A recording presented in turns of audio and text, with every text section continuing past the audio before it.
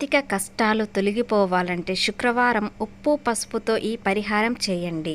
ఇది ఇంటికి అదృష్టాన్ని తెచ్చిపెడుతుందని అంటారు.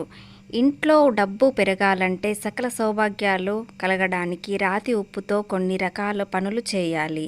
ఈ పరిహారాల ద్వారా ఇల్లు సంపన్నమయం అవుతుంది. ఇంట్లో ఉన్న వారికి కూడా శ్రేయస్సు లభిస్తుంది. ఉప్పు పసుపుతో చేసే పూజ అన్ని రకాల సమస్యకు చక్కటి పరిష్కారం అందిస్తుంది.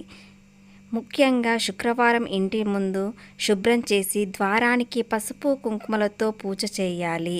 అనంతరం ఇంటి ప్రధాన ద్వారం ఇరువైపులా పసుపు ఉప్పు వేసి దానిపై దీపాలు పెడితే అద్భుత ప్రయోజనాలు కలుగుతాయి. ఇలా శుక్రవారం పెట్టిన దీపాన్ని తర్వాత రోజున ఎవరూ తొక్కని చోట వేయాలి.